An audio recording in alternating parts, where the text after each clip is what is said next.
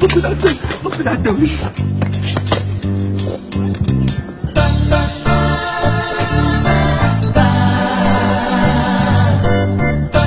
وينك؟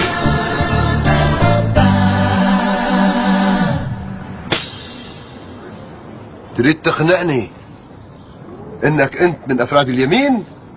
انك انت تنتمي لليمين؟ لك شعره واحده بس يا اخي، حسس خلقتك هذه جول شعرات بس مشان نحسوا جواتنا بالفرق اللي بينك وبين الكفره.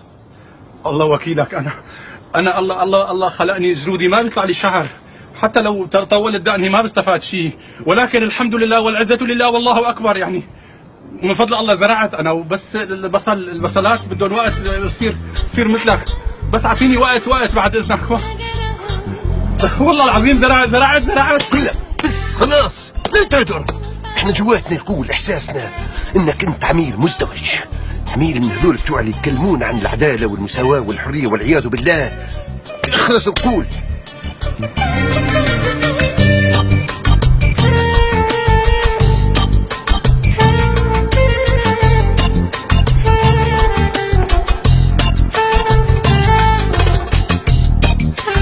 انظر، شوف بعينك، هذا منظر وانت منظر. شوف هذا الرجل العفيف الشريف، ما شاء الله تبارك الله. السلام عليكم ورحمة الله. وعليكم السلام ورحمة الله وبركاته. انظر إلى الإيمان كيف يشرشر شرشرة. شوف التقى، شوف الورع. إحساسنا وباطننا وعقلنا كله يقول إنه أنت ميولك يسارية. اقسم بالله العلي العظيم انه انا من يوم اللي ولدتني امي وانا يميني. يعني انا بكره اليساريين اصلا. مولانا انا دائما ادعو الى قيام الدوله الاسلاميه العتيده، وما رميت اذ رميت ولكن الله رمى. الآن الفحص يبين معانا كل شيء، كل حاجة. شو يعني راح يحللوا لي دمي؟ يعني شو؟ الآن ترى بعينك. تعالوا أيها الإخوة، خذوه وافحصوه. السلام عليكم. هلا برجيكم البصلات محمد. شايف يا أخي هذا النمر؟ شوف هذا السحن، شوف هذه الناس. هذه الناس هي ترجعنا لورا 100 سنة، هي اللي تمنعنا عن قيام دولتنا الإسلامية.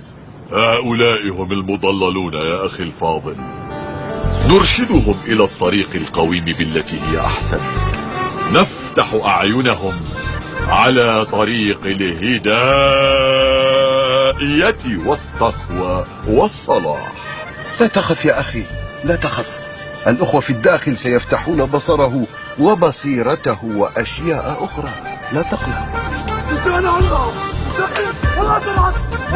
شو عم تعملوا فيه لك أخي؟ ليش هيك عم يزعوط زعوطة؟ وما شأنك أنت يا امرأة؟ عجبي كيف تفتحين فاهك وتتشدقين بهذا الكلام. من سمح لك يا؟ بسيطة يا أخي، بسيطة. النسوة ناقصات عقل ودين. لا والله ليست بالبسيطة، بل إنه أمر جلل. ألا تعلم أن صوتها عورة؟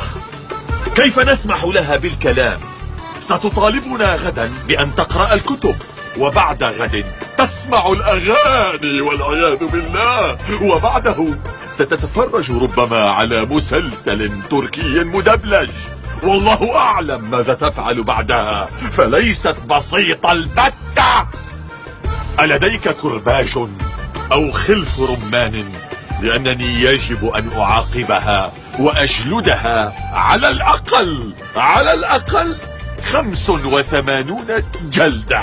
لا يا أخي، الأمر لا يستاهل. لا يستأهل؟ وشلون طلعت معك هي لا يستأهل؟ يستأهل ونصف. من كبيرك أنت؟ من كبيرك؟ أبو البراء أم سيف الشام؟ عجبني لعنة الله عليك. أنتم بتساهلكم من أوصلنا إلى هذه المواصيل ومنعتم قيام دولتنا العنيفة الإسلامية. خلص يا أخي خلص، نقول خذ الحرمة ديالك وروحوا لمشاكلك في البيت. لا وألف كلا ولا. مشكلتي لم تعد مع هذه الحرمة، مشكلتي أصبحت معك أنت. أنتم بتساهلكم وتغاضيكم عن كبائر الأمور أوصلتمونا إلى هذه المواصيل. يا أخي أستحلفك بالله وبأنبيائه، خذ الحرمة ديالك وروح لمشاكلك في البيت، خلي النهار يمضي على خير. لن أذهب، بل سأقف لك هنا بالمرصاد، وسأعود إليك مجددا لأحاسبك حسابا عسيرا.